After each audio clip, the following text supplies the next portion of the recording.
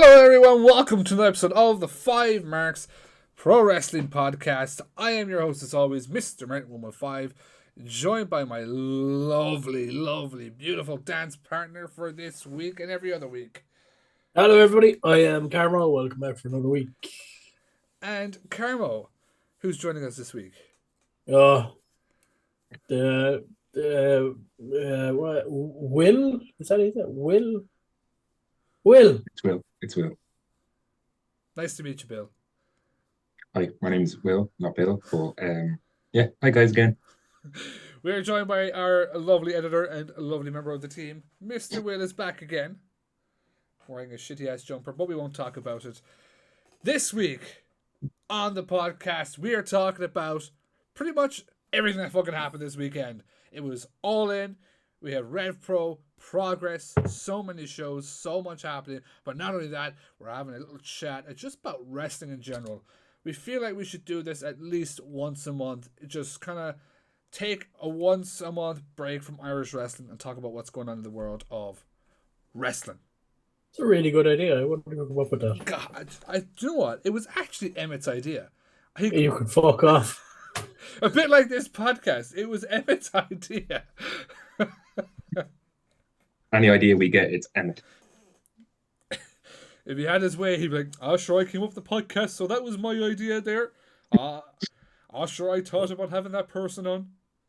John, I'm starting to believe that Emmett isn't actually real. He's like a figment of our imaginations or something. It's like an imaginary friend. Everyone, we can see him, but nobody else can. That's why he's never at shows. He's the TheFiveMarks John Cena. So he's just part-time now. Just shows up when he wants, fucks off when he wants. Yeah. What's worse as well for people listening is he's going to listen to this and he's going to send us all a message. Being like, no, I'm going to be on next week's episode. Promise you know, I'm going to be on next week's episode. Next week's episode is going to come. And next week I'm going to fucking, I'm going to tell you all your all fucking shit. This is my podcast. I came up with it. And From the Depths is better.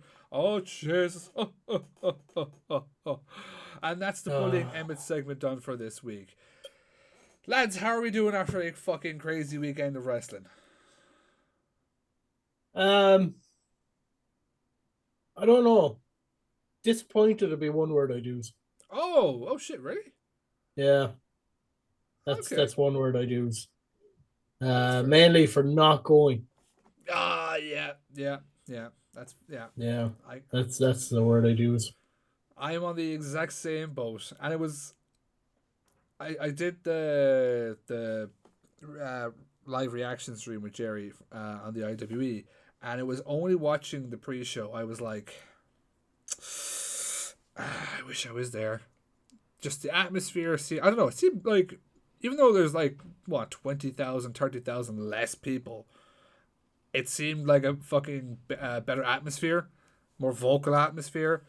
I thought the pre-show as well was much better. Like, we had like 2 segments and 3 matches last year, but the first hour was just listening to music playing, where for an hour and a half, 2 hours, you were entertained by wrestling segments, the whole fucking lot, one after the other. Yeah, there was a lot in it. I wasn't a major fan of the setup for this year. I have no problem with the setup for this year. I like the big stages and the big ramps and everything like that.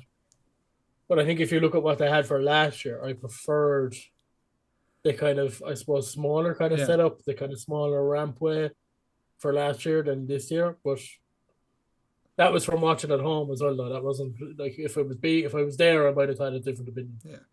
I will say I did miss the tunnel. I thought the tunnel last year was really, really cool. Just visually. Yeah. Mr. Will, we'll get your thoughts. So, I've said it on 1 or 2 episodes before. I never got to AEW.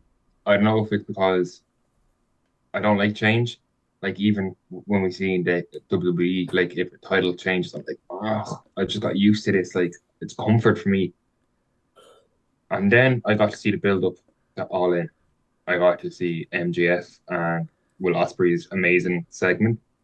And I just was like, what did I miss out on? And then I went back onto the AEW's YouTube channel and watch all the recent stuff and caught up on it.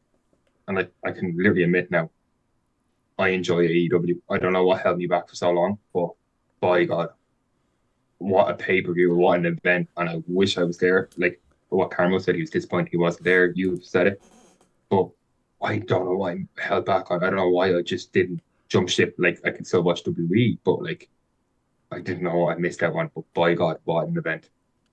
Now, hopefully, during the episode, we're hoping to be joined by Mark from Weekly Controversies, who was at All In, so he can kind of give us perspective of being at the event. And unfortunately, he had to sit beside Tony and the rest of the lads. You know, probably not the best of situations. We do apologize. We did try to separate you guys all out. It just didn't work that way. So hopefully at some point we'll be joined by him, kind of get an insight on that type of thing. Let us know as well during the episode what you guys thought of All In the comment section if you're listening on YouTube. Apparently there's a comment section on Spotify now, Mr. Will was showing me. I helped my two friends set up a movie podcast because we're all film students, and it just gives us another reason to hop on rant like what we do on this podcast about wrestling, what we're passionate for. And I figured out that you can leave comments on Spotify. So if you can So figure out to do that, leave a comment on Spotify, or you can drop us some tweets over on X, and even do a message Carmo on the Instagram and tell them how much you love Will Ospreay. But before we do that, look, I know I said you didn't have to do it, and then I just realized we are 24 hours away, roughly, from the show. Carmo, what's happening tomorrow night?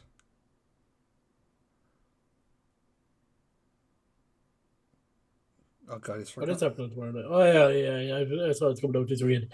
Tomorrow night, September 1st, Hard Knocks. Unrivaled, undisputed. Undeniable. Unchanged? Oh, undeniable.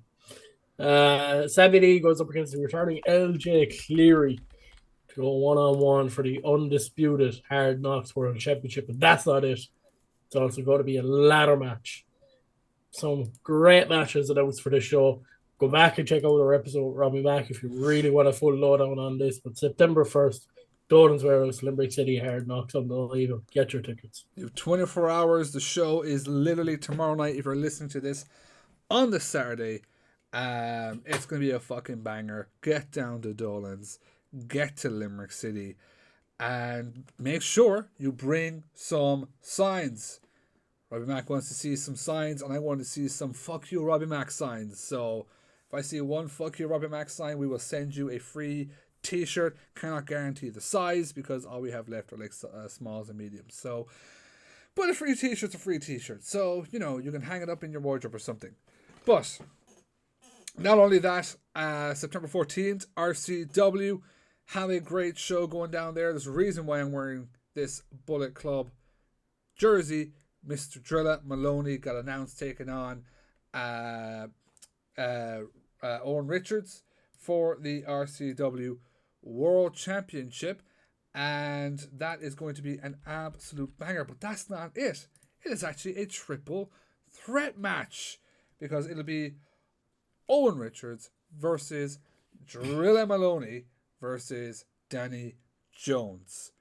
Gonna be a fucking banger. And not just that, but if you buy some early access tickets, you will get access to the RCW pre-show where you can see myself, Carmo, and the Wrestle Slam lads hosting the pre-show. Hopefully it's going to be a fun time. Will's not going to be there, so that's a big selling point to the whole thing. And we're going to be talking about who knows what, interviewing who knows who, and it's going to be an absolute banger of a night. So get down to the PAV Cork City September 14th to see all that fun stuff. Do you want to be a spaceman? It's all a great Oasis song. And RCW predicted the Oasis reunion. So are you going to start promoting the Oasis concert now? Every week no, it happens? No, I'm promoting RCW for bringing back Oasis. I thought it was Nigel McGuinness. No, it was RCW. Oh. They named the show after one of their songs. Mm-hmm. This Carm was just putting all the conspiracies together. I actually read that online. I don't know who said it, but someone said it. So I'm just robbing it. I I'll take guarantee, it. Though. I Take guarantee it. you, it was either Mr. Luke Barry, probably Bedlam himself, or I know exactly who it was. who was it? It was Will's favorite wrestler, Chris Conley. Ah, Jesus Christ, not that guy. Hopefully, I make it to next week's episode if that guy hasn't killed me this weekend. Yeah, you've 2 weeks to get past him now, like. Ah, shit. Well, you'll say some good things for me towards Chris, right? Ah, No, cheers, fucking dickhead. What the fuck do we love pay you you too. for? We don't. We're not supposed to say that on air. Oh, are we not? I mean, we pay him millions. Millions. I'm loaded with Millions. marks. From all the money that Joe, at 100% of the profits that the Five Marks make go straight to Will. And That's it how pays for much we're everything in this paying. room.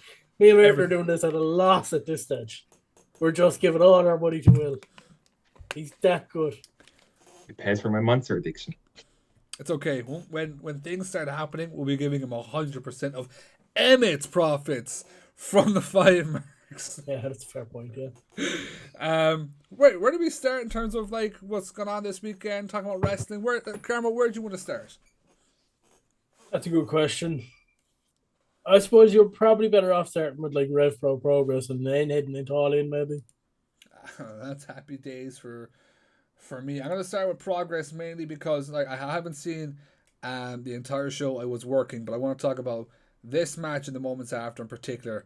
It was the rematch between Luke Jacobs and Kid Lycos for the Progress Men's World Championship.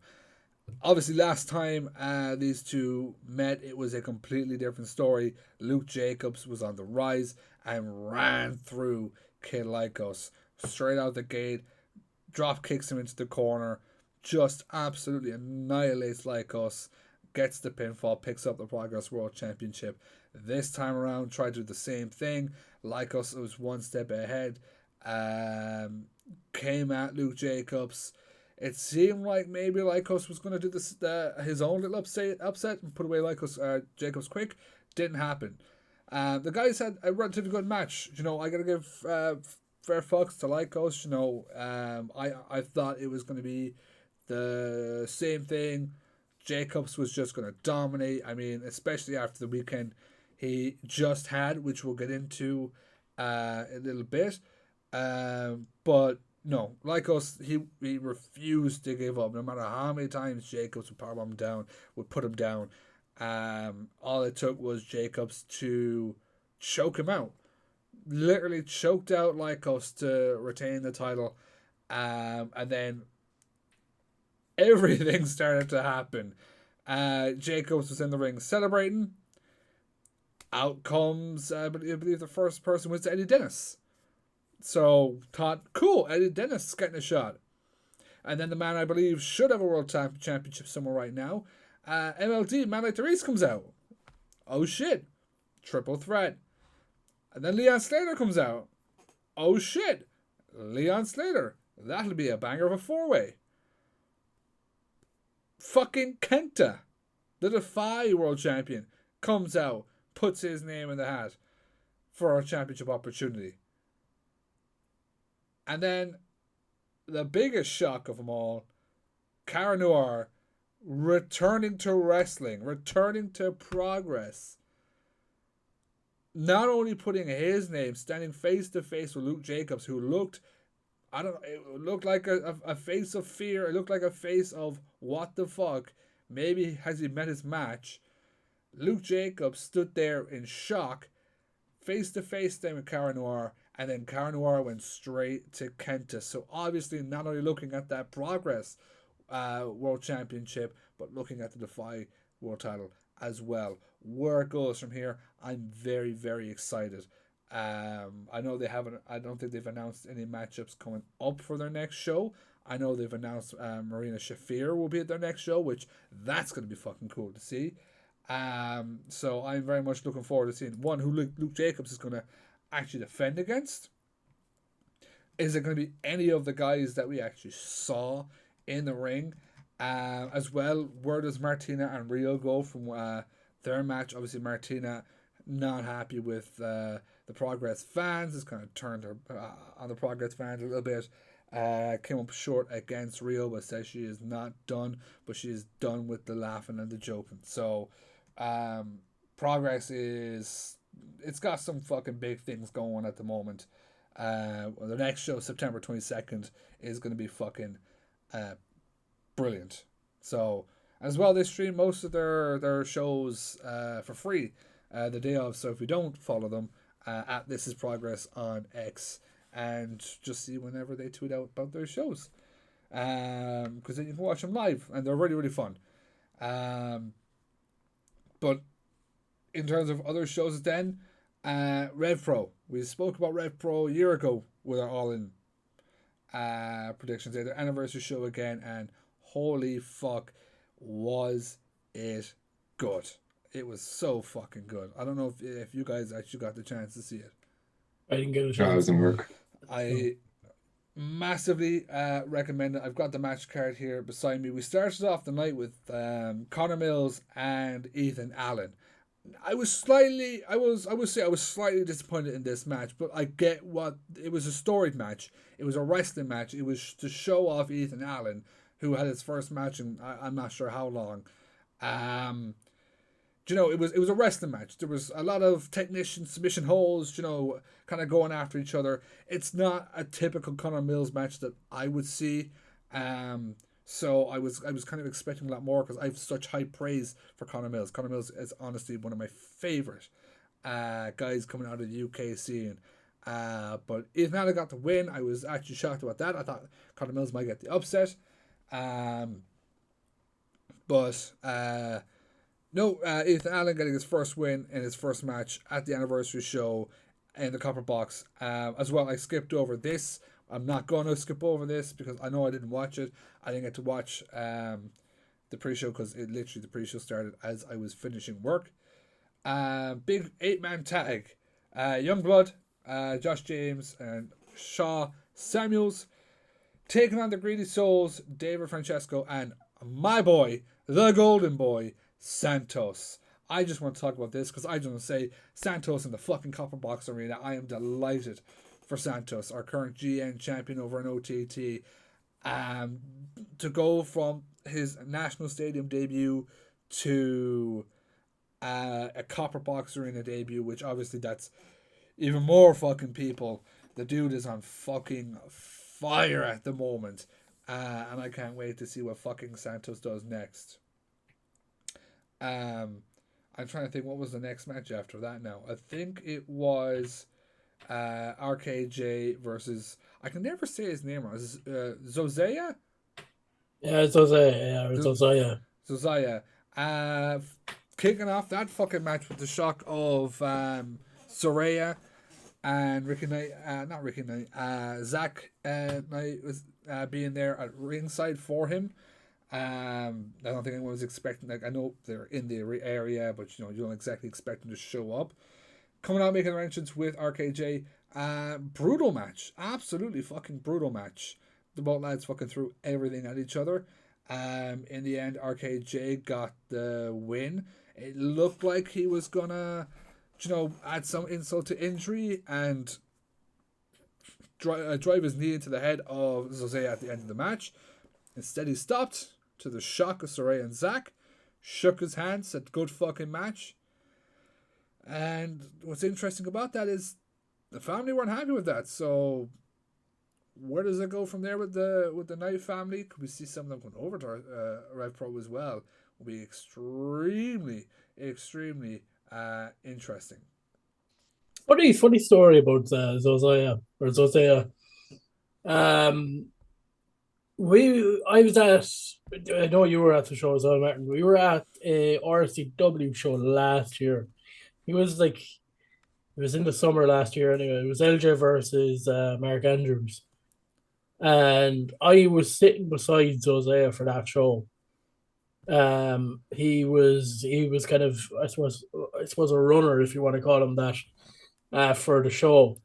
And I didn't recognize him. We've been following the scene for a good year and a half at that stage. Didn't recognize him. I was like, oh, he's obviously a new trainee, do you know, that kind of way. And I know he was at a particular Hard Knocks training that we went to before Yeah. we went down to chat about a few different things and whatever else. Um, and that was kind of all I heard. I knew he was training up at Fight Factory, but to see where he's come from in the last, no, I was going to say 6 months. It's not even 6 months.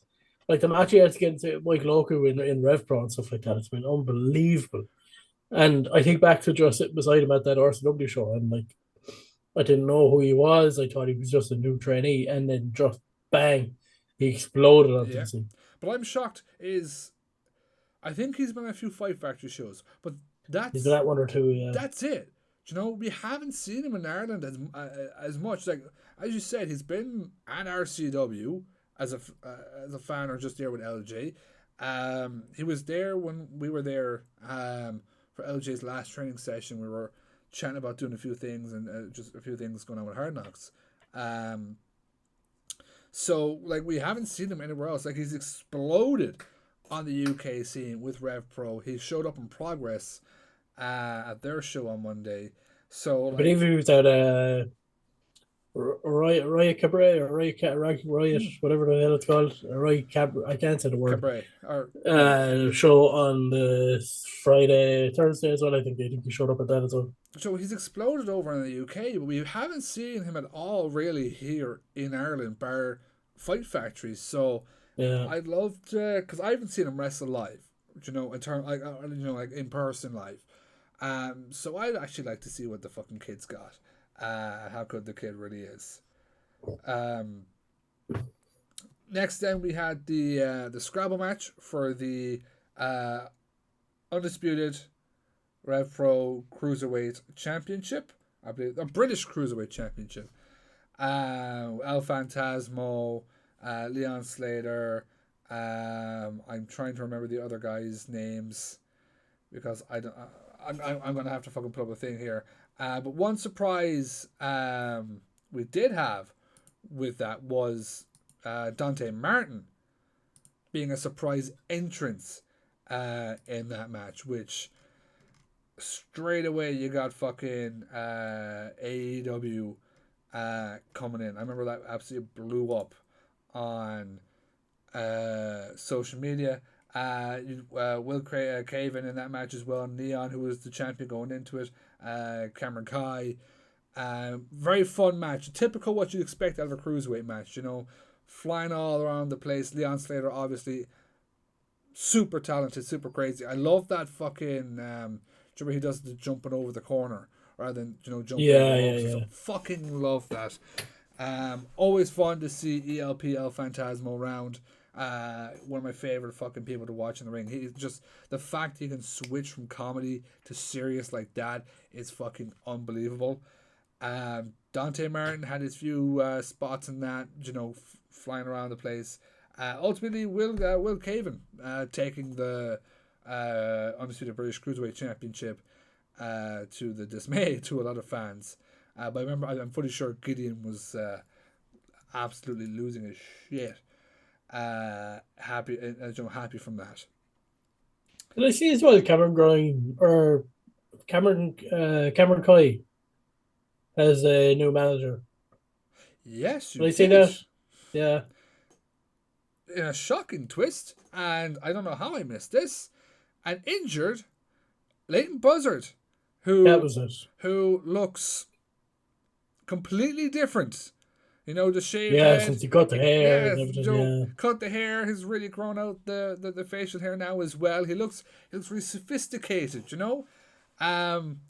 Which yes, he's got a new manager in the form of Leighton Buzzard. So I was happy to see Leighton actually still get to go into the Copper Box Arena and do a few things, but again couldn't do too many bumps and stuff like that because injured leg and all that type of stuff. So I hope to see, because I don't think he was there last year, was he, when we were there?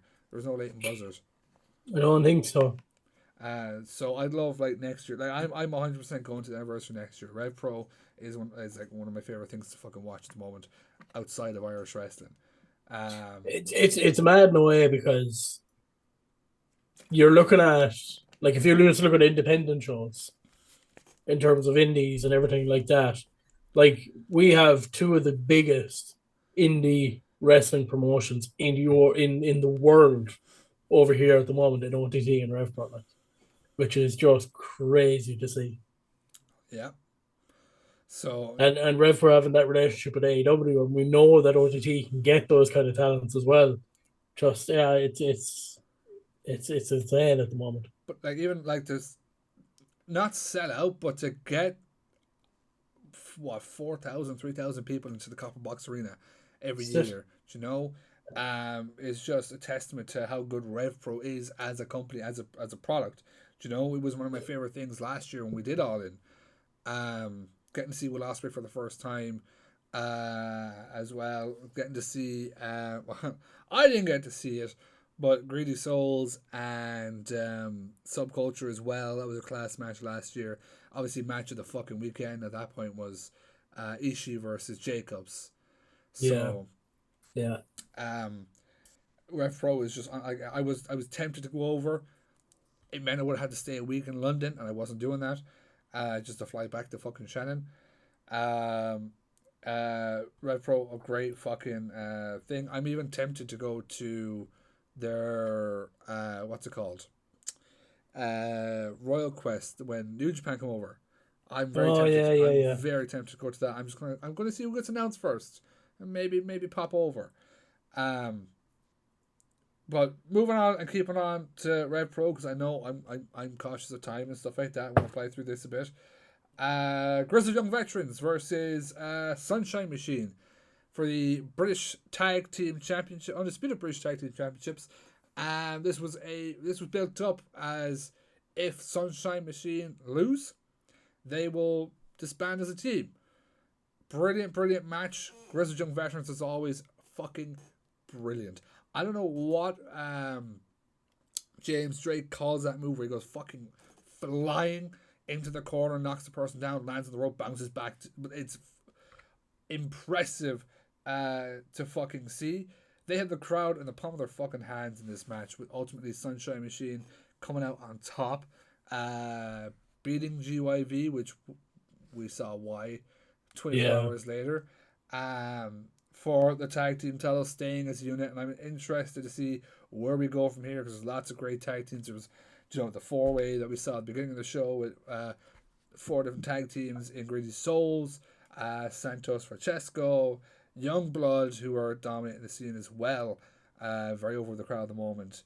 I tell you something as well. We saw Sunshine Machine last year in OTT. I think they went up against the Freshness, and they had a banger of a match. Like, just the high flying abilities of both teams just suited each other so well. Impressive. So, a possibility of the Freshness versus Sunshine Machine in a Rev Pro. I'm not against it. Andy, book the Freshness. Trust me, you won't regret it. Do you want? Do you want? Who's Solid? The The Freshness. Freshness! That's our Freshness shout out for the week. We were doing this every week until J Money pays us or tells us to stop. So either way, it's a lose-lose for us. Yeah. Another match to talk about: Dijak versus Gabe Kidd. Use your imagination. The match was as you expect it to be. Gabe Kidd. It is crazy for me to look at Gabe Kidd knowing where he was 10 years ago. Not even 8 years ago, when I first saw him in his losing streak in What Culture Pro Wrestling. Um, What a show. What a show. oh man, you know, it's for me. Gabe Kidd is just one of the fucking best going at the moment. His promo skill is unbelievable. I don't think he knows what he's saying half the fucking time. He's just rambling on. But Dijak versus Gabe Kidd was a very, very fun match, very physical match. I actually can't remember who went over. I'm fully sure it was Gabe Kidd that went over. This match starting because Gabe Kidd cut a promo. Dijak was like, I don't know what that fucking kid said, but yeah, I heard a fight in there, so I'll fight him. But use your imagination. That's exactly how the match went. I hope to see them go again for the New Japan Strong title in the future, maybe, hopefully. Especially coming up to Royal Quest, that'll be a fucking good match again. Yeah, Uh, Kid as well has been killing it for the last couple of years. But I think last year when he had that bit of a feud with Will Ospreay, just set him onto another level, like Mm. just an absolute another level, and he's been killing it since. one of the best matches I don't remember it was early this year or late last year I'd ever seen was Hanare versus Gabe Kidd, and I don't know what exactly it was. It was no DQ match. The two of them fucking killed each other, absolutely killed each other, all around the hall. So Gabe Kidd is a fucking animal, and deserves to be in the fucking War Dogs. Deserves to be in Bullet Club because he just fits the mold so fucking well. Um, Unbelievable talent. Unbelievable talent. Next match, the Cutthroat Collective taking on Nightshade, Rio, Kanji, our very own Debbie Keitel, and the surprise return. Jizzo Shaw making her return, the former RevPro British Women's Champion, undisputed British Women's British Champion. I can't keep up. It's such a long name. The British Undisputed, Women's yeah, Champion. undisputed It's yeah. British Women's Champion. Um, I did the same fucking before when I was talking to somebody. I was like, why does he have to so fucking much words? Jizzle Shaw making her return. After I think what they said was like 3 years out. She obviously was a big part of RevPro for a very, very long time. Fun match. Very good match. One moment I want to talk about, because I don't want to spoil a lot of these fucking things. I think it was Alex Windsor. I think she put either Rio or Debbie. I'm fully sure it might have been Rio. Through a thumbtack table. She Jeez. fucking killed her. Literally fucking killed her. So I would go check that one out if you haven't watched Rev Pro already. I've just noticed we're at 32 minutes, so I'm about to fly through all these fucking things. Next match, JJ Girl versus Ishii. I cannot praise the match enough. JJ Gale, another person who's impressed the fuck out of me since I started, getting back into the UK wrestling scene. Um, on the level of Luke Jacobs and Ishii was near enough the same, back and forward, near fall. More kind of, like Luke Jacobs, Ishii, very much the same style. Northwest kind of strong style with Jacobs, but the high flying style with JJ Gale. Brilliant match. Ishii coming out on top again. That is one I'm telling everyone, go watch that fucking match because Ishii is just, he's on a fucking roll in RevPro. I know he's been around RevPro for a long time, but in terms of like putting on a guarantee, you're guaranteed to have a banger match at the anniversary with whoever it is involved with Ishii. Unbelievable. Danny Luna versus Mina. Don't ask me to say her last name because I really just can't. Shocker. Mina took the fucking win. I know she is former tag partner with your one from AEW. What's her name again? She's the women's champion at the moment. Maria May. Maria May. Oh yeah, man. Shocked me completely. Wasn't expecting Danny Luna to drop the title at all. Unfortunately, did. And that one, I honestly, I'm going to be honest with you guys, I can't remember too much about that match. Zack Sabre Jr. versus, I cannot say his name again. Just know I'm bad for fucking names. He's a CMLL star. Henico or Henico Henico. or yeah, Yeah, Henico, yeah. yes, that's it. Brilliant fucking match. The clash of the fucking styles, the technician style of Zack Sabre Jr., kind of high flying style of insert name here. Brilliant match. Definitely go check that out. Zack Sabre Jr. getting the win, cutting a brilliant fucking promo at the very end of the match, talking about trying to bring the cup home.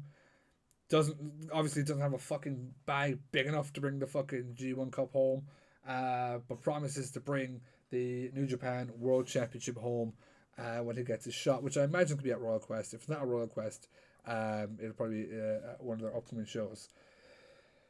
And then I believe I've ran through everything, so we get to the main event: Oku versus Jacobs for the undisputed British Heavyweight Championship. Unbelievable. Luke Jacobs coming out to Dead or Alive. Oku. What I love of the entrances, it was two different fucking walks. Jacobs coming out looking like he's gonna about to fucking dominate, and Oku just looked locked in. He knew he was going into a fucking fight. He knew he was going to a war, and just locked the fuck in. I loved how they swapped for a bit in the match where Oku was getting the boos, Jacobs was getting the cheers, swapped back. There was a point like Oku seemed to have snapped, was absolutely battering the shit out of Jacobs as he's already bloody, had a bloody face, just hammering away with the hands, put the blood on his chest. Ultimately, though, Northwest Strong, Luke Jacobs got the W, got the win, and became the new undisputed British heavyweight champion.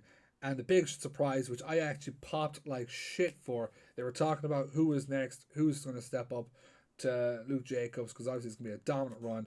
Out comes fucking Ishii. For match number 3, fucking give it to me. I need it ASAP, and I want to fucking be there for it, because their first clash, unbelievable. Unbelievable. Shout out to Michael Oku first. It seems like he's on his way to AEW. We don't know yet. But the way he's represented that title and some of the matches that he's Massive. had while in, like MJF, obviously, a couple of weeks ago, and you look at the Will Ospreay match back in February, which is one of the best matches to take place this year. Like, he's been over to CMLL. He walked out, I know it was to a dark match, but he walked out on an AEW Dynamite with the RevPro World Championship. Try that kind of way. Yeah. So, like, the way he's represented that title, he deserves all the plaudits he's going to get. I am a huge fan of Luke Jacobs, and I have been for about a year now, maybe a little bit longer. And you could tell over the last, especially since the start of this year, they've been building him for this moment. And I could see this being I suppose, if you want, like, I suppose, a kind of a Gunther IC championship kind of Yeah. run. He's just going to run through everybody he Yeah. can to keep those titles. And it's the same with the Progress World title as well. Like, it could be a while. I know Michael Oku held that the British World Championship for quite a while, Over a year. but it could be quite a while before we see Luke Jacob drop either of the world titles. There are so many names that could step up to Jacobs. Obviously, two lads, Connor Mills, JJ Gale, two lads I'm fucking massive about. Can't wait for Ishii 3. RKJ, that would be a fucking great match. Give my boy Santos a match someday, maybe. And maybe even Zack Sabre Jr. I feel like he's kind of earned that match at the moment. But Oku, amazing title reign. Amazing title reign. Beating the likes of Trent Seven, Leighton Buzzard. Him versus Will Ospreay still is my match of the year. I don't see any match beating it within the next couple of months. His match with MJF, you know, he carried the belt with pride. He carried the belt so fucking well. And obviously he's on hopefully to bigger and better things. I know he has a match coming up this Sunday. I actually can't remember who he's actually taking on. I might get the information Is there it now. Dijak? Is it Dijak? I know he's got a match this weekend. JJ Gale, sorry. He's taking on JJ Gale this Sunday in London, and I know he's got a match coming up against Axel from Sanity. So, Yeah. you know, two big fucking matches coming up for him, and then who knows what the future holds for Michael Oku, but also Luke Jacobs. And another name, I'd love to see Mike D get a shot at Luke Jacobs. That match would be fucking big, beefy men slapping meat. Absolutely. And look, if Michael Oku goes off to AW, I know he's probably going to still do a couple of British Indies while he's over in AW for a couple of years. But we do have a big show coming up with OTT. Maybe we can get a Michael Oku. Maybe even Oku coming over to, you know, there's a Rumble coming up too in February. Maybe we can get him there for that Absolutely. too. Absolutely. We've seen Luke Jacobs in OTT once. He fought Kenta in Wolves, and he was involved in a multi-man over here in Dublin. So, if any Irish promotion wants to book a Luke Jacobs, I'm all for it. Well, I think I've done enough talking for the last 20 minutes ish. I think it's time for you guys to get involved too.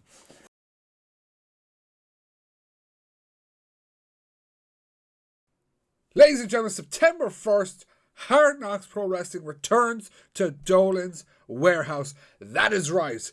You gotta get your tickets because this show is gonna be amazing. I know we're shoving this show down your throats, but I mean, just look at this card. First up, you got the Hard Knocks Tag Team titles on the line when the Social Elite on day 381 will defend their Hard Knocks Tag Team titles against the Hype Dogs. And trust me, that one is going to be an absolute banger. Not only that, the Golden Ticket Final. The four-way. This is it. We finally get our winner. Terry Thatcher, Martin Steers, Francis Mercer, Big Bad Dirty Nicky. Golden Gauntlet. One person's going to get that guaranteed title shot anytime, anywhere. And who knows, it could be cashed in later on that night.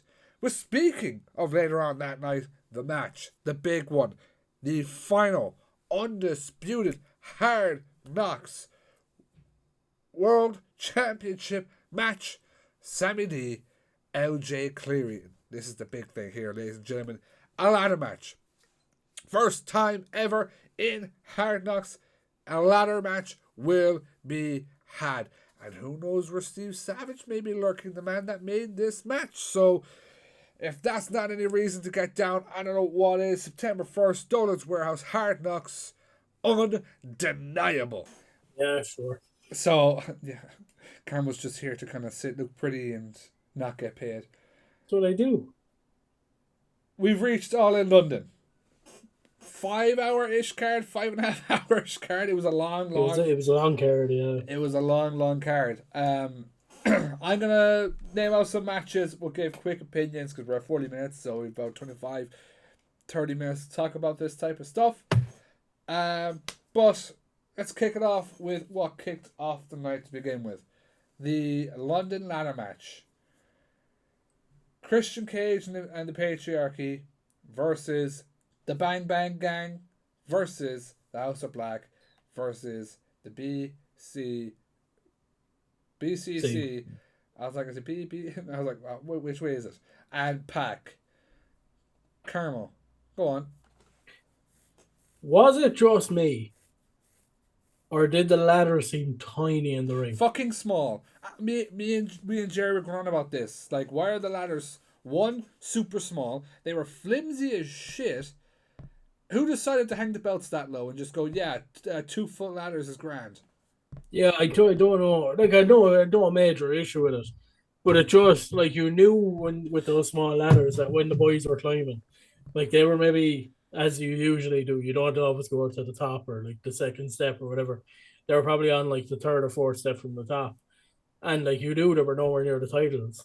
So I was kind of like, how is anybody going to win this? Like, unless Pac decides to do a 450 off the ladder and cash the belts on his way up, like. No problem with the match. Fantastic match. Like, it was always going to be when you have a situation with that many people inside the match, you have so many endless opportunities, and you're never going to have, I suppose, downtime in a match. There's always going to be something flowing, something happening. Which was the case. We saw moves to the outside, moves onto the ladders. Mother Wayne got involved. I don't know what her actual name is. I know she's called Mother Wayne. We saw a bit of a tension between Luchasaurus, Killswitch, and Christian Cage. You're kind of wondering, is that going to implode? But I think, especially with him not being on the card last year, it was the perfect moment for Pac. I think we probably would have liked to see him in a I suppose, different opportunity. And I know that at All Out, he's now going up against Will Ospreay. Mm. That's probably the match you would have wanted in London. Well, it should have But been the match. He was number one contender. Then Max got the belt, and it was Max versus Osprey. yeah, it makes sense either way. Like you're never going to be disappointed with an MJF versus Will Ospreay match, as we'll get into. But I think like if for Pac to have his first match at Wembley, and it's not going to be his last match, right? We know they're there again in 2 years. Um, yeah, I think it was written on the stars for them to become trios champions. Want to give him some 2 cents here? I'm just glad that what Carmo said, we got to see Pac winning the Trios Championship in his home country. It's a nice written in the stars moment, but I'm also thankful for Christian Cage not to have a belt. By God, I can't stand that man anymore. I hope he comes after you. I'm a huge Christian Cage fan. Great, yeah. I great opening match. I thought House of Black. We were doing predictions beforehand. Both me and Jerry were wrong. I thought House of Black was going to take it. I believe he thought the Bang Bang Gang or the Patriarchy were going to take it. But fun ladder match, weird ladders, flimsy ladders. Moving on. I believe the next match we had was Toni Storm defending the AEW Women's Championship against Maria May. Mariah May. Blah. I'm terrible with names. I'm terrible with spelling. I'm terrible at everything. God knows why you let me run this thing. Probably the biggest story they had going into the show, and was second. When you say story, I think like there was a lot of stories, I suppose, going into the show. But when you look at as a match, like I think there was a lot of individual stories, as in like we'll say Bryan Danielson and a couple of other bits and pieces. But as a match, this was probably the biggest story out of all of them. Yeah, for it to go on second, you could make a counter argument with the other women's match that was on the show, whether Definitely swap should have with been the that. other way around. But a phenomenal match. Like Mariah May is just coming into her own. The bit of Toni Storm of getting the heel. Will she hit her? Won't she hit her? Just back and forward, back and forward. And then at the end, I suppose what certain people would have called an upset with Mariah May becoming the new AEW Women's Champion. But I'm glad. I think with Toni Storm, it gives Toni Storm that opportunity now to kind of regroup, maybe take a bit of time off because she's been running that women's roster for quite a while. But yeah, I'm not anyway disappointed or anything like that by Mariah May picking up the championship. I love that at the end Toni it was like a split. It was like she was confused. You know, she had horror and sadness in the face, but was still like playing to the crowd, like, "Oh, I love you," and doing all that while having this sad look, this horrified look on her face. So committing to the character and stuff like that, kayfabe. I found her the best sign. Kayfabe is still alive and it's timeless. Yeah, and they're right. There's very few people doing it at the moment. Very few, and she's one of them. I believe the next match then was Hook and Jericho, wasn't it? Was that the third match? Yes. Yeah. Why are you laughing? I'll talk about it in a minute. Okay. I love Chris Jericho. And hi guys. Obviously when he debuted back in the week, I didn't remember, but do you remember he came back with the long pants and all that? And they were sparkly. I remember. Yeah, I remember that when he came back from that. I loved Chris Jericho. I love when he done the list thing. I loved everything, so I went back and watched his stuff from WCW and all that. And I said, I really became a big fan of AEW now, but I can't stand that very Chris Jericho. I don't know why. It's just I don't know. It's so feeding. Bad. If it's feeding into me because he knows it's so bad, but I think it's just rubbing off me that I know it's bad. I was saying this on the stream, and he's like, "Well, is that not just Jericho doing his job? You know, you're getting annoyed. You're like, fuck, This just is the fuck point off." I make, and a lot of people. An example I'm going to use is actually completely not wrestling related, but everybody knows the like Harvey Norman TV ad Yes. with the little jingle and the song, and everybody hates it. Everybody hates it, right? But you know it, Go, Harvey, which go. means it works. Which means that what Jericho's doing, if you don't like it, it's working. That's a good point. So he's doing what he should be doing, you know. It's like old school Randy Orton and Edge. You just hated them. Mm. Yeah, it means it's working. Yeah. No, I know Jericho. I believe it or not, I was never a huge Jericho fan. Um, I kind of followed what he did, but I was never a huge fan. The match with Hook for me, It was alright. yeah, it was fine for what it was. Cool to see Taz get a little bit involved, something we don't really see that often. Giving back the championship to Hook, for me, it's a nonchalant champion. It means nothing. So I said this But on stream, okay, and I stand by this. Hook he's gone nowhere. You know, when he's back in the same position that he yeah, was. he's like a year ago was Hook's rise, used the FTW title to get him to the top. A year later, we're still here. You know, he had Yeah, Mm. one shot at Joe, I think. That was it. What's he no, the done? Jinder Mahal thing. Yeah, You know, he's Do you just think in this stagnant spot. do you think it's due to like his size? Because like you look at the other wrestlers there, they're big and they're I don't think like, so because you but look he's at just Darby Allin, you look at Jack Perry, mm, both of similar size. yeah. I know Darby Allin is a madman. Excuse me, Darby Allin is a madman, so that's going to get him over before anything else. Mm, But even with, like you, if you compare him to like Jack Perry and something like that, and like Hook's over, he is like people like him, mm. but just that match in particular, yeah, It was alright. You know, it wasn't a bad match. It wasn't an amazing match. It was alright. You know? Moving on, I believe the next match then was for the AEW Tag Team titles. I think it was that match and then the Gauntlet. Well, I'll go with that way anyways. yeah, I think you're right. FTR, Young Bucks, and The Acclaimed. Again, for me, it was alright. Match itself was actually quite good, I thought. Like I had no real issues with the match or anything like that. I thought it was quite good. Billy Gunn getting involved as well, trying to break up a couple of pins and stuff like that, eating a super kick. I had no issues with it at all. I do think that the Young Bucks shouldn't have won. I think the tag title should have gone on someone else, but there's obviously a bigger story there. Um, I'm guessing they're waiting for a Kenny Omega return to do something.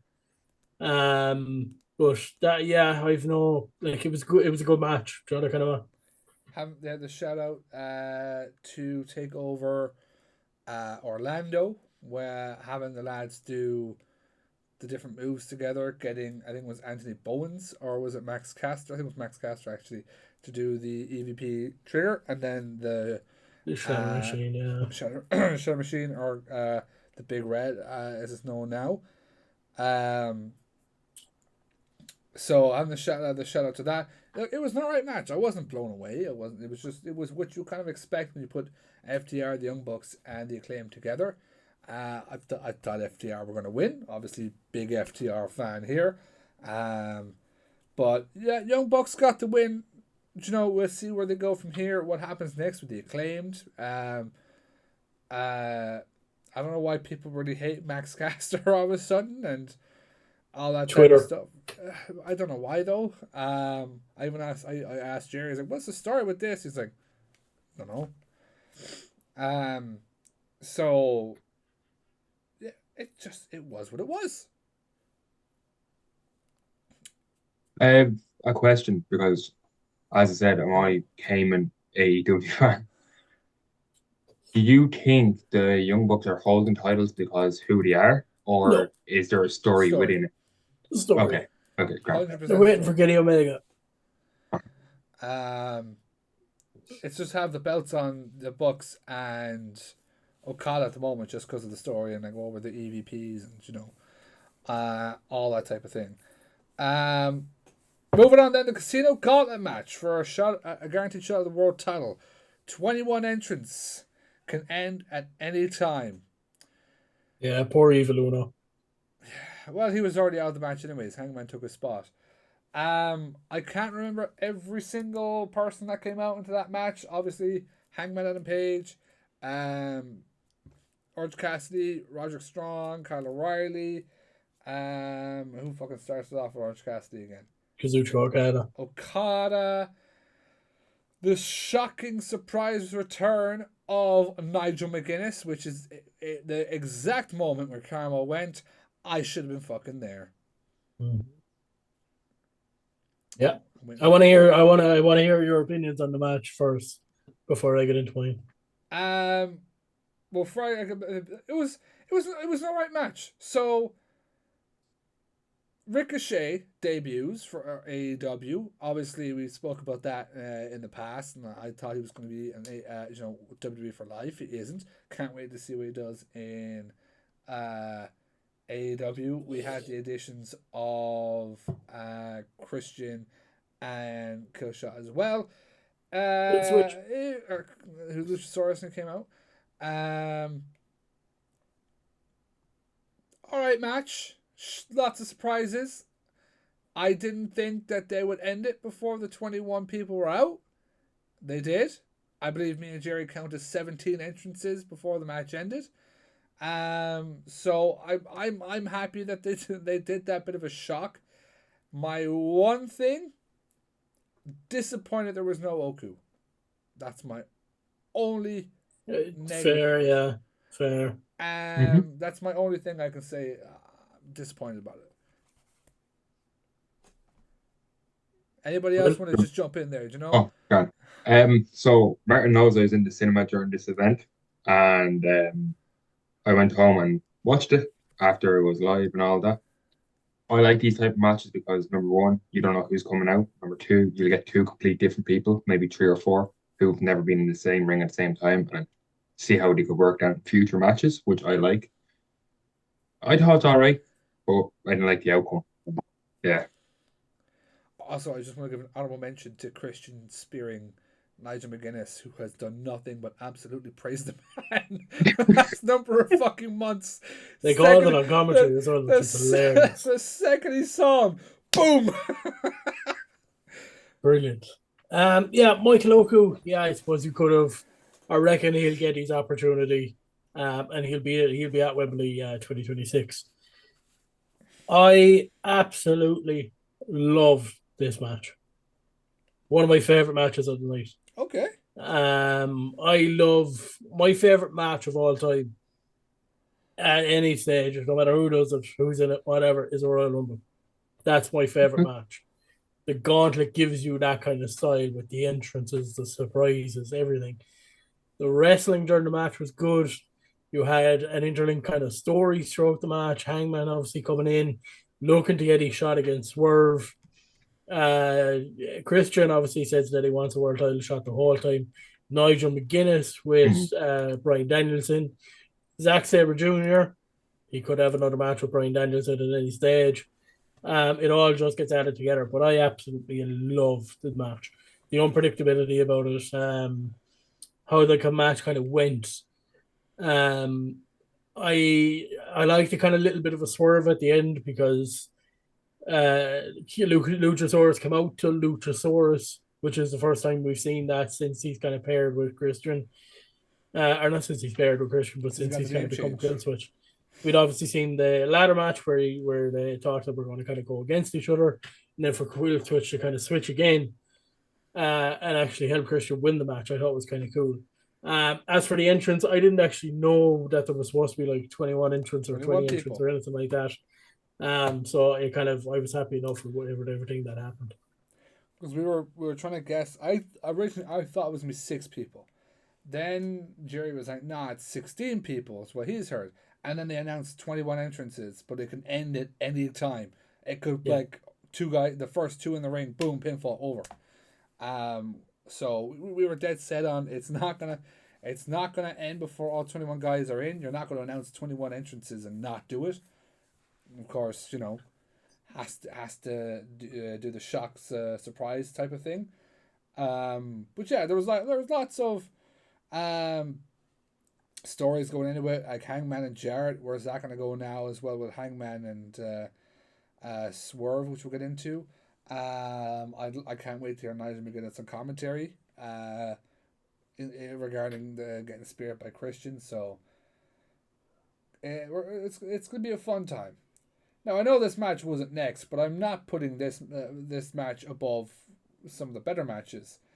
TBS Championship, Mercedes Moné, Britt Baker. Um, it happened. Wasn't a great match. I don't appreciate people putting it on others.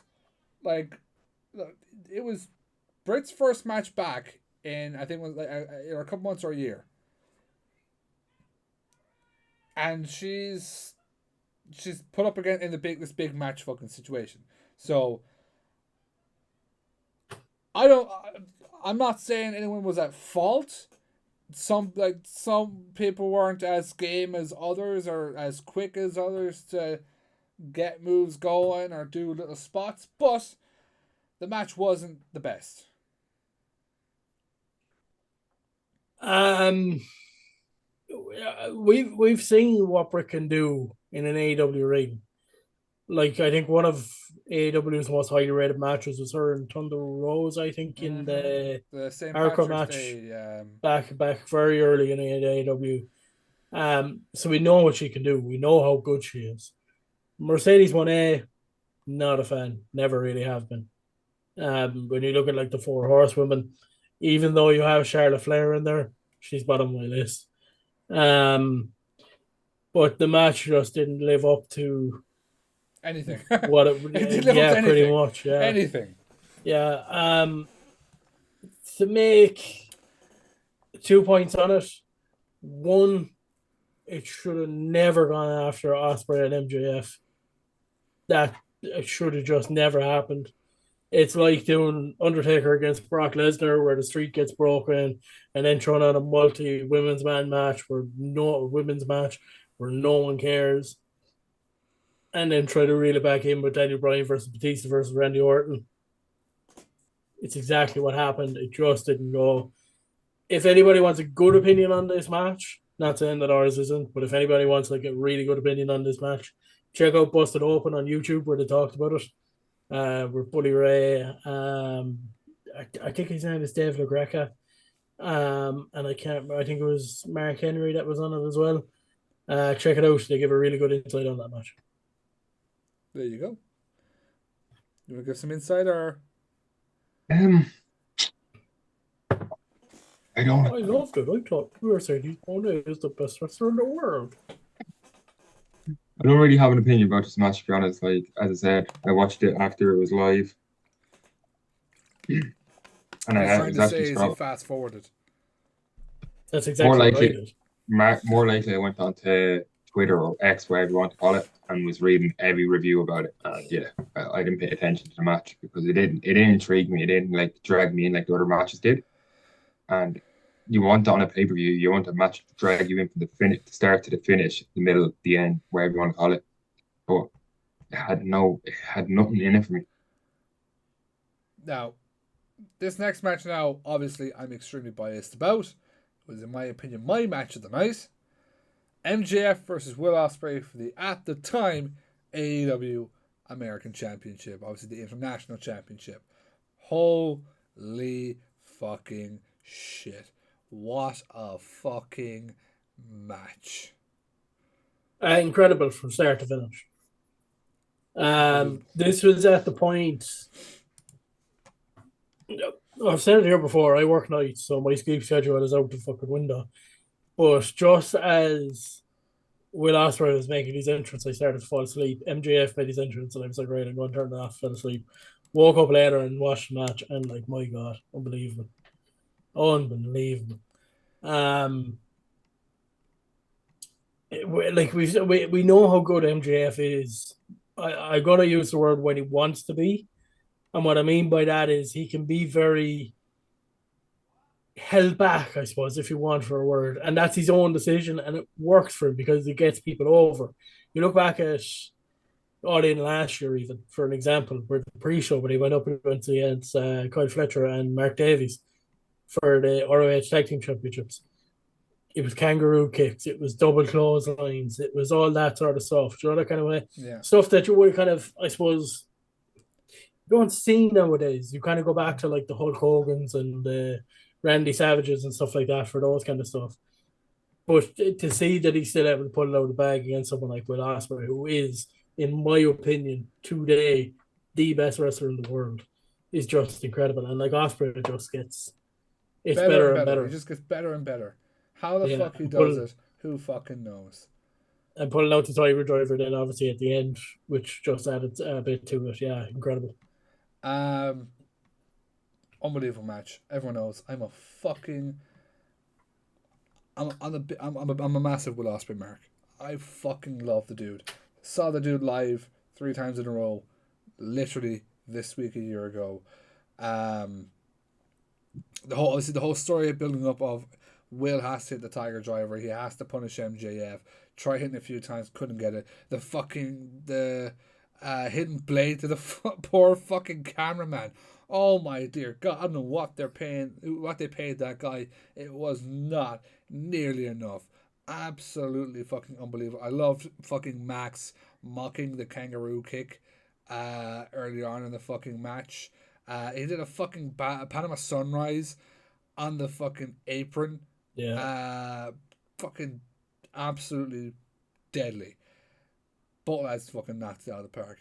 The Assassin's Creed fucking entrance for Will Ospreay was cool as shit. Obviously Max coming out then, the American fucking hero.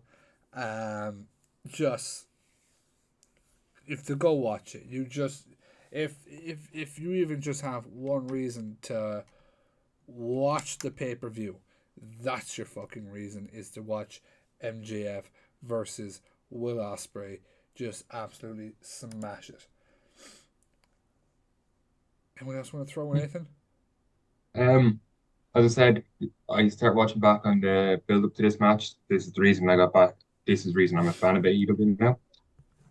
By God, this match. If Dave Meltzer wants to give this match a 19 star, I'd agree with it. But by God, this match was unbelievable. Every spot, like the moment where Will wanted to hit the Tiger Driver and he's like, nah, I'm not going to do it, blah, blah, blah. But when he finally hit that Tiger Driver, and then it's a 1, 2, 3, unbelievable. Just such a good match. Oh my God. Spray, spray, dun dun dun dun dun dun dun, spray, spray. I love that song. Robbie Mac. Shut the fuck No. up. We do not ruin the moment, okay? Do not. Sit there, your chair, don't ruin the moment. Up next, an AEW notification comes in on my computer 2 seconds later. Up next, coffin match. Jack Perry, Darby Allin, for the TNT Championship. They clearly, and I know obviously it came out at the time. I remember me and Jerry saying it at the time, massive time cut. Absolutely, Massive yeah, time cut. 100%. But you could Yeah, see yeah. it when Darby walked out. He was pissed off. Yeah. And I think that took away from the match quite a bit. It's not a match I enjoyed, and they had their couple of spots with everything involved, you know, the kind of way like Darby came up with tax glued to Whose his face, like face? so. Like when you had the table spot off the stage and a couple of other bits and pieces, but for me, I don't know. Maybe it was the time cut. Maybe it was. I don't know what it was. But for me, it just I suppose it wasn't for me, for want of a saying. So, I have 2 comments, and Carmel's going to hate me. Match was fine. Match was fun. But I fucking said And you can go back on that fucking stream when we were doing the predictions. I fucking said they're gonna do they're gonna do real glass again. They're gonna fucking do real glass again. It was no way he was gonna not you know do the spot where it fucking happened, um, and get that fucking pop from the crowd. I thought straight away. I thought that's the stupidest childish fuck. Because I hate it. I hate fucking cheap shots at other people or other companies. If it's in story, fine, fair, but especially like I was very much with it when Will did it, uh, on Collision or something a few months ago. I say the same thing every time. It's not fucking needed. Stop doing that fucking. Get your brownie points in the fucking internet. I'm not gonna get point two because actually point two is irrelevant to Jack Perry, but to the person I fucking absolutely despise in AEW, um, to go and say shit that he said on fucking the post show was the stupidest fucking thing I've ever fucking seen in my life. So yeah, that's my comments. Just before Carmo goes killing me. Fair enough. I'll talk about it on a different podcast when I get the chance. Weekly controversies. Oh shit! No. A different podcast. Yeah, Squid Productions. What's it called? Squid It's called My Corner. Yeah. It's Check just, it out. 2 episodes a month. It's just me for a whole episode ranting about Tony Khan. I gotta watch Paint Strike. Oh, anyway. Moving on. And I'm going to leave Carmo to kind of really go into this because Carmo remembers more about what happens in shows than I do. The main event, the final countdown, title versus career, Swerve versus Danielson. Amazing fucking match. Brilliant fucking match. Yeah, it's one of those occasions where you actually have such a big story without ever having to build a story. Like the story itself was Bryan Danielson's career from day one to where we were out all in, that kind of way. The Bryan Danielson's entrance with the final countdown is just incredible. And the fact that every person in that arena got behind it just added to it so much.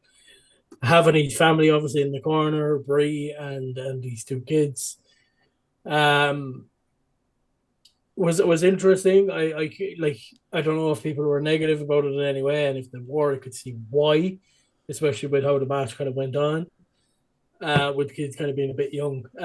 But Swerve, huge entrance, and he's just Swerve. Like I've said this before, and it goes back to when I saw him in OTT, my first OTT show. He just has this aura about him. He just has this swagger, this cool guy kind of, I suppose, look or kind of persona. Whose house? That just is unbelievable. Match itself, unbelievable. As you kind of get into the closing moments of the match, Swerve hitting he's finished 3 times on Danielson. Danielson still kicking out. Daniel in the is it the Psycho knee on Swerve? Swerve literally just no selling. Bro, that was so Swerve, fucking cool. Caught him in the chest and Swerve's just like...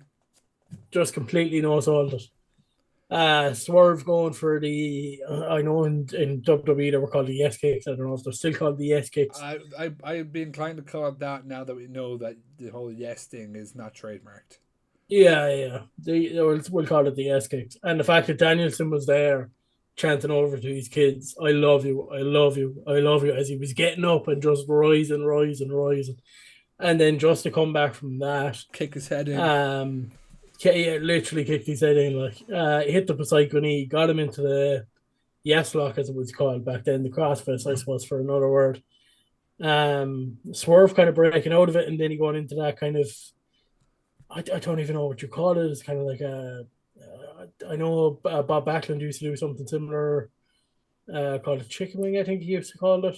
Oh yeah. And then obviously Swerve tapping out was just I want to give one an honorable mention to a incredible move in moment. that match was when he was doing the house call kicks. The third one, where Brian is reaching out to his kids and Swerve said, "Fuck you," and just Yeah. as he's And reaching out.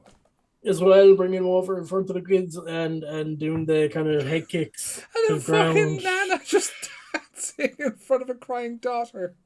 That's where you could see, like, if there was negativity over Brian having his family there, I could understand it. But as Mm. well, it just added so much to the match. So much. Just that personal element as well, that kind of way, where you, like even, I don't think even if you're a wrestling fan, you'd nearly understand it, that kind of way. And an incredible moment for Brian to win the world title as well. Absolutely Mhm. incredible. This He is deserves it. this is the He one deserves big it. praise as well I have. I don't think anyone could have predicted that match going into it. Because you could see either man winning. You could see, because Swerve, he was still relatively new as a champion. He still had so much more. You could see him um, continuing the reign, and obviously we know Daniel's gonna drop down in a couple of months, anyways. So you could see the match going either or. I remember me and Jerry talking about it, and we were just like, it was the one match neither of us could go with one simple answer because you didn't know. So it's the one praise I love when that type of shit happens. Um, the one cool thing that I actually predicted to happen um, was I said Hangman was gonna do a Sean. I can't get the match with you for the belt. So I'm a fucking take your belt. Hangman comes out, obviously security, a couple of solid looking guys there as well. Coming out, taking Hangman away, the distraction of Swerve when he was looking for the house call for Brian to I think he hit his knee and that obviously led to getting into the finish. I was actually really happy that I was like, yeah, they're gonna do a Sean on this and Hangman is just gonna I can't get your belt, so I'm gonna just fucking take it. Um, Big moment with Brian going over. Obviously, I can't wait to see what he does as AEW World Champion. Where does Swerve go from here? You kind of got three different things going on here. Obviously, Jeff Jarrett's not done with Hangman Page. Hangman Page obviously isn't done with Swerve Strickland. So what happens next? Obviously, Swerve is going to want another shot at the world title. And I believe Christian has the next shot at the world title as well. I think there's someone else has a shot at it too. Yeah. There was a load of number one contender matches going on for fucking ages. Or people are old shots like as we discussed earlier. Pac had the whoever won MJF and Osprey at All Out. So I think Christian Cage and someone else has a shot. Yeah, maybe. I think the interesting thing now coming out of it is, like, we know Danielson is ready to hang up the boots this year, and it's obviously been talked about. I think Wrestle Dream is their last pay per view of the year. But Which I it's believe is it's in his it's hometown. almost a case of, and I remember Ric Flair when he retired from WWE, it was kind of like the next match you lose is your last match. It could be the same with Danielson as well, where we're looking at it now, and like his next match could be his last match, which just makes everything a little bit more important. 100%. And it's gonna be a fun time. The question now is gonna be who is gonna be that person to take the belt off him. You know, Yeah, so I look forward to that. I'm very cautious of time right now. I'm gonna give you guys 3 minutes to kind of. Well, you've got 2 minutes, either of you, to say kind of last minute things you want to talk about. great show. Wish I was there. Hopefully, be there in 2026. Yeah, Carmo just worded it Or why properly. don't you I go there in 2025 when AEW returns for Forbidden Forbidden Door. Door? I won't be on at Wembley though. Oh no, it'll be at the O2. And fair Martin's fucks, Best buying of my luck getting ticket. tickets fair for that. fucks to Rob for getting the photo of that, and you could see either Rob spoiled the announcement or whoever the fuck put that sign there spoiled the announcement of Forbidden Door. Um, in London next year because obviously All In will be in Texas as we talked about with Lana Banana 2 weeks ago. So fun show, great show. I thought it was an 8.5 out of 10. It wasn't a 10. Obviously there were a few matches that weren't the best. Carmel? 7.5. Okay. Go on, Will. Go on, Will. I'm going to give it for my first AEW pay-per-view 8.5. Yeah, fuck you, Carmo. As we said, 24 Sorry for having hours an opinion. to Like, get your tickets. Hard Knocks, undeniable, live tomorrow night, Dolan's Warehouse, LJ Cleary versus Sammy D for the Hard Knocks World Championship in a lot of matches as well as many more matches. Check it out on the Hard Knocks socials or check out our episode with Robbie Mac from last week. Will, where can people find you? You can find me at Squid Productions _ on Instagram. Also, this episode goes out Saturday, but the Friday before it, I have Irish Wrestle Talk, another wrestling podcast coming on Squid's Combat Corner for episode 4. So make sure to check that out if you haven't already. It's going to be a fun listen, so check that out as well. If you haven't, check out the other episodes he's done with myself and Carmo. The episode with Emmett is still pending on Emmett. Carmo, any other last words you want to get in? no. I want like a word of the day from you. I was expecting fuck off. Serendipitous. Okay. What? Follow us on all our socials. 5Marks Podcast everywhere. 5Marks Pod on TikTok and X. You make sure to follow us on X where you can see me live tweet all the shows and have fun and all that different type of stuff. Instagram if you want to see some of the behind the scenes type of stuff, like all the interviews we'll be posting from Hard Knocks. Next week, obviously, Hard Knocks review. After that, we have a brilliant 2-part episode interview with Mark Haskins coming out. So look forward to that. Carmo, over to you. We have been the 5Marks Pro Wrestling Podcast, and for another week, we are officially ding, ding,